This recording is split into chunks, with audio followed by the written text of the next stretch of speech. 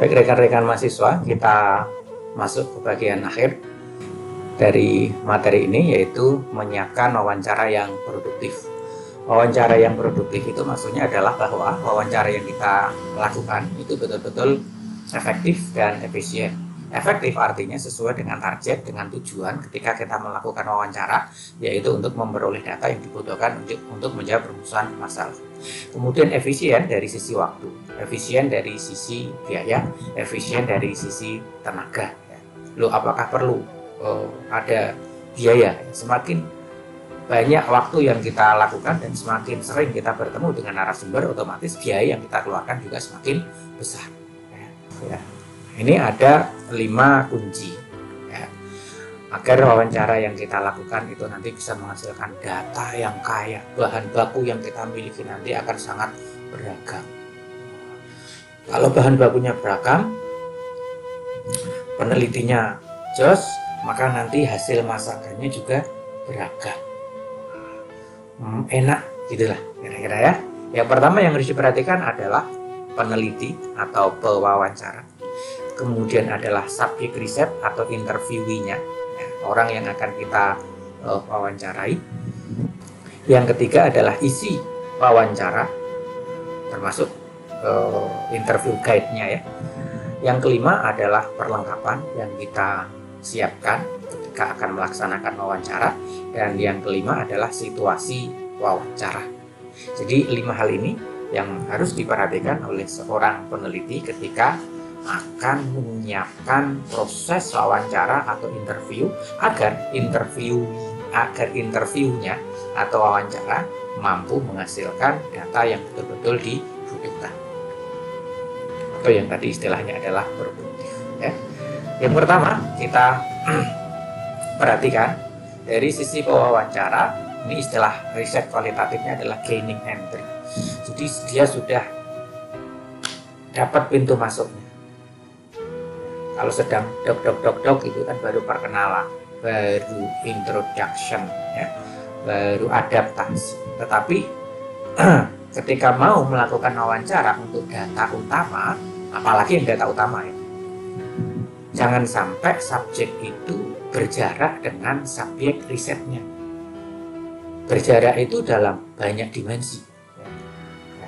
Jarak geografis. Wawancara ya, maksudnya wawancara itu lebih enak adalah face to face. Jadi langsung bertemu. Itu jarak geografis itu ya. Karena kalau by phone, apalagi hanya chat WA, ya itu bisa, tetapi belum mampu menggambarkan bagaimana kondisi, setting, latar, ekspresi, mimik, gestur yang muncul ketika proses wawancara itu dilakukan. Termasuk jarak psikologis yang kita wawancarai adalah seorang kiai sejuta umat, semiliar umat ya. Kalau sejuta umat itu kan almarhum Kiai Haji Zainuddin MZ rahimahullah. Nah, ya kita memang tidak harus kemudian begini ya, seimbang.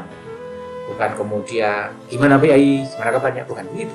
Tetapi yang dimaksud jarak psikologis itu adalah bahwa ketika kita proses melakukan wawancara, bahwa antara kita sebagai peneliti dengan kiai yang kita hormati itu bukan sedang dalam proses seperti bahasa muda ya, majelis taklim. Bukan seperti kiai ini sedang menceramahi kita. Ya. Ceramah itu boleh, itu bagus, tapi beda tempat, beda waktu. Nah, tapi ketika wawancara, nah, gitu ya.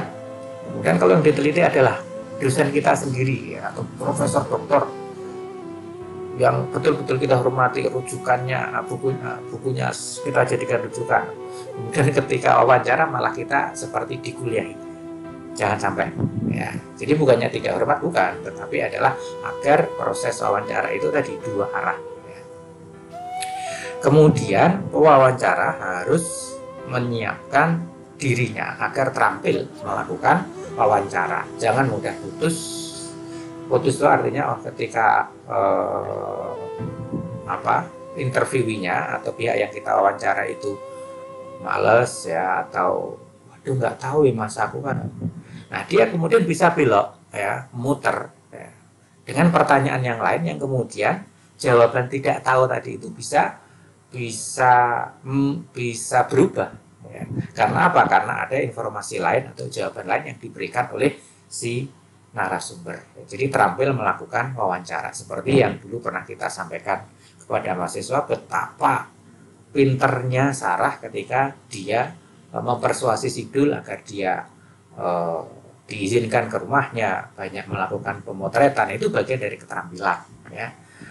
Kemudian aspek kognisi terhadap materi wawancara. Nah, ini pentingnya kognisi selain afeksi dan juga psikomotorik ya. Jadi pewawancara itu harus menguasai dua hal, seperti yang dulu kita sampaikan di materi sebelumnya. Pertama adalah kognisi ya, atau menguasai teori-teori tentang tema yang sedang dia teliti, temanya. Jadi teori sudah di sini semua. Kalau orang sudah ngerti teori banyak di sini, maka banyak pertanyaan yang bisa muncul sewaktu-waktu, yang itu meskipun tidak ada dalam interview guide, yang misalnya orang yang diwawancara ini sedang macet gitu. Walaupun terkadang macet itu memang kita harus menghentikan wawancara, tetapi lihat dulu sifatnya seperti apa. Dia tidak tahu atau nggak mau jawab itu karena apa. Nah, mungkin pertanyaan kita yang kurang pas, atau mungkin ada pertanyaan lain yang mestinya bisa kita ajukan. Nah, untuk bisa mengajukan pertanyaan ini harus menguasai teori. Jadi yang pertama adalah aspek kognisi terhadap teorinya, kemudian kognisi terhadap bagaimana melakukan wawancara atau ilmu mewawancarai. Kemudian motivasi, dan yang berikutnya adalah rasa aman dan nyaman. Tidak mungkin kita itu bisa melakukan wawancara dengan baik, dengan kondusif kalau takut dengan kondisi yang ada di sekitar lapangan. Saudara dulu misalnya kan ada resistensi terhadap PLTU di Batam. Saudara mau mewawancarai orang-orang yang kontra, yang tidak setuju dengan PLTU. Nah, padahal itu wawancara dilakukan di tengah-tengah situasi ketika yang pro itu juga sedang ada di situ misalnya. Atau dibalik, saudara mewawancarai yang pro, sementara yang kontra biasanya juga banyak kan ya. Itu juga sedang berada, jadi kurang nyaman, kurang aman. Ya, jadi harus dipastikan bahwa kondisinya aman dan nyaman. Oke. Kemudian yang kedua adalah subjeknya. Jadi orang yang sedang kita wawancarai, pertama tidak berjarak dengan peneliti, jangan sampai si interviewinya itu juga merasa inferior, merasa rendah di hadapan kita. Aduh, sing teko mahasiswa S2 misalnya. Ya. Oh, yang datang mahasiswa dari fakultas yang ternama. Aduh. Kemudian dia nggak pede. Ya. Data yang asli jadinya nggak keluar. Gitu kira-kira. Ya. Maka jangan sampai kita ini sebagai peneliti juga membuat jarak dengan interviewnya. Kemudian perhatikan, nah ini dua hal ya, jadi satu aja. Kemampuan interviewee memahami pertanyaan dan menjawab pertanyaan, karena terkadang kita juga belum mengenal secara pasti kemampuan kognisi dari interviewee-nya. Kira-kira dia mampu nggak ya menjawab pertanyaan seperti ini. Kemudian kalau dia paham nggak ya dengan pertanyaan saya, kalau paham kira-kira dia bisa jawab nggak ya. Artinya pengenalan tadi itu ya, mengenali karakternya interviewee atau orang yang kita wawancara itu juga sangat penting ya.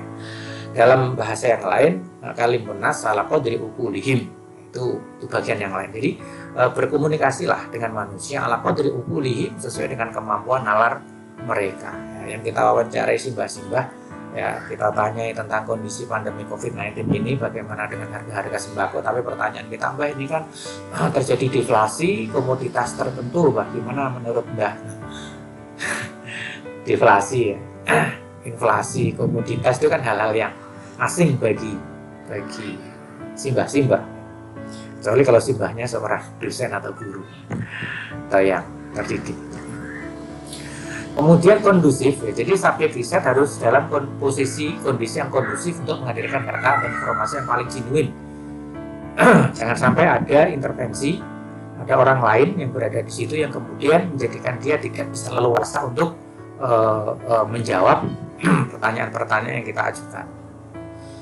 Takut, ya. Jadi interviewnya juga bisa takut ya, untuk menyajikan data asli yang kita butuh. Kemudian yang ketiga, isi wawancara. Nah ini, interview guide harus sudah siap 100% daftar pertanyaan. Bahkan terkadang kalau saya itu juga bikin daftar pertanyaan cadangan itu untuk berjaga-jaga. Kemudian pastikan target datanya itu siapa. Karena orang yang kita wawancarai itu terkadang memang dari sumber yang berbeda-beda, kemampuan yang berbeda-beda, atau tadi karena heterogenitas tadi itu, heterogen tadi, dan heterogenitas profesi tadi juga bisa berdampak pada heterogenitas pendidikan misalnya. Yang juru parkir kita wawancarai, sementara event organizer-nya itu lulusan S2 Magister Bisnis misalnya. Maka target data dari tukang parkir dengan yang event organizer yang seorang magister dari manajemen bisnis tentu berbeda. Jadi jangan sampai sama target datanya, kecuali dalam hal tertentu. Bahkan kalimat yang kita ajukan pun juga berbeda. Dan ini cadangan yang tadi kita singgung. Kemudian waspadai pertanyaan yang sensitif, yang agak peka, yang sukar untuk diterima, apalagi pertanyaan yang berat. Artinya kita harus, jadi kalau yang berat, yang sensitif seperti di atas ya. Jadi jangan langsung jeglek ke atas begini, tapi pelan-pelan bertahap. Sehingga si interviewee itu mampu mencerna apa yang kita maksud, dan dia juga mampu untuk menghadirkan jawaban seperti yang diinginkan oleh peneliti untuk pertanyaan yang sifatnya sensitif, sukar, dan berat. Kemudian perlengkapan itu bukan hanya untuk merekam apa yang sedang diucapkan oleh narasumber, tetapi juga merekam proses. Proses itu maksudnya apa? Gestur, mimik, intonasi. Itu bagian dari proses. Dan itu membawa makna dalam riset kualitatif. Pak, berat nggak sih Pak kena dampak tol Pantura? Ya, berat Mas. Gimana? Berat nggak Pak? Oh, berat sekali Mas. Mudah nggak Pak cari nafkah di era pandemi COVID-19 seperti ini? Mudah Mas, kalau saya masih muda. Yang kedua, ya mudah aja lah. Sambil narik nafas panjang, kemudian ya mudah. Ini memberikan makna yang berbeda. Nanti kita kita pelajari ketika kita akan melakukan analisis yang disebut dengan hard dan soft. Jadi proses itu sangat penting dalam penelitian kualitatif. Bahkan karena dulu saya tidak memberanikan diri ya untuk interviewee saya, ada beberapa yang memang tidak mau direkam, akhirnya gestur itu saya catat. Dengan nafas yang berat itu saya catat. Karena saat itu memang agak sensitif kalau saya harus merekam menggunakan video recorder. Nah itu nanti sangat penting dalam proses analisis wawancara. Sama-sama menjawab iya, tetapi yang satu ini dengan nafas panjang, mikirnya juga agak lama. Berbeda dengan iya. Nah, gitu. Berikutnya, keberadaan perlengkapan wawancara jangan sampai mengganggu suasana. Nah ini yang tadi saya maksud. Kalau memang video recording justru akan mengganggu kenyamanan pihak yang kita wawancarai, jangan dipakai.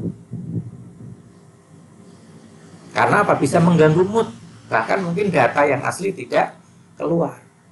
Dia merasa terintimidasi. Aduh, ini direkam. Aduh, itu nanti datanya nggak bisa keluar dengan baik. Maka nanti akan saya tunjukkan. Kayak kemarin ada yang sudah pernah ditunjukkan. Jadi ketika Sarah mau wawancarai si Sidul ya, itu secara sembunyi-sembunyi dia wawancara, tetapi tape recordernya itu dia sembunyikan di dalam tasnya, yang itu Sidul tidak tahu. Karena apa? Kalau Sidul tahu dia sedang diwawancarai, apalagi gimana dul sekolahmu, gimana dul kuliahmu, sambil ditok-tok ditok-tok itu ya, ditunjukkan audio recordernya, mundur dia ya. Itu semuanya tergantung pada narasumber yang kita wawancarai, orangnya seperti apa. Oke, kemudian ya perlengkapan hanya digunakan saat benar-benar dibutuhkan. Kemudian yang terakhir saudara adalah sikon wawancara. Situasi dan kondisi ini bukan hanya sekedar cuaca, suhu, temperatur, bukan ya, tapi sifatnya lebih umum. Yang pertama, saudara harus pastikan dulu bahwa waktu dan tempatnya betul-betul nyaman, aman bagi kedua pihak. Bukan hanya bagi peneliti, tetapi juga pihak yang kita wawancarai. Seringnya, kalau pengalaman kami yang sering ngalah dengan pewawancara, dengan orang yang kita teliti. Apalagi yang kaitannya dengan waktu. Kalau tempat umumnya fleksibel ya, bisa di luar, bisa di rumah yang bersangkutan, bisa di kantor. Tapi kalau waktu kita yang memang harus mengikuti. Sepanjang kita oke, tidak masalah, kita ikuti ya. Jangan sampai ada intervensi outsider, pihak luar yang sebetulnya tidak berkepentingan, kemudian ikut nimbrung di situ. Maka lihat sikonnya, yang sekiranya si interviewee, orang yang kita wawancarai itu betul-betul sedang asli ya, sedang sendirian. Sikonnya memang memungkinkan. Kita mewawancarai para buruh batik, kemudian wawancaranya dilakukan ketika dia sedang berada di tempat rumah majikan di mana dia bekerja, ya akan sangat mungkin majikan itu ikut-ikutan di situ. Kemudian dari sisi tempat mungkin si buruhnya kurang merasa nyaman, kurang merasa bebas untuk bisa mengeluarkan data secara apa adanya.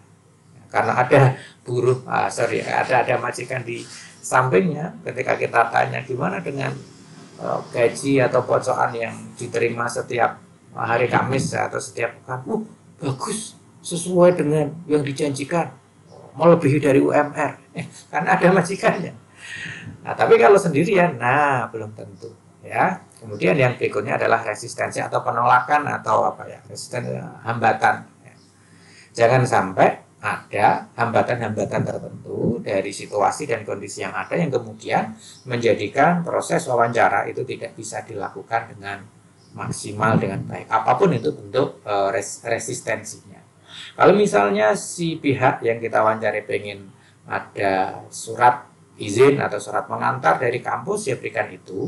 Kalau misalnya memerlukan pengantar dari lembaga terkait, misalnya dari Bapeda atau Kesbang Sospol ya itu harus kita penuhi ya, agar tidak ada resistensi atau hambatan atau bahkan penolakan dari sumber data yang kita wawancarai. Begitu rekan-rekan mahasiswa untuk materi kita saat ini ya. Nanti akan kita lanjutkan pada observasi dan juga dokumentasi ya. Nanti yang terkait dengan data hard dan data soft akan saya berikan dalam video terpisah agar tidak mengganggu alur dari materi yang kita sampaikan pada pertemuan ini. Terima kasih, semoga bermanfaat. Mohon maaf kalau ada kesalahannya. Billahi taufiq wal hidayah. Assalamualaikum warahmatullahi wabarakatuh.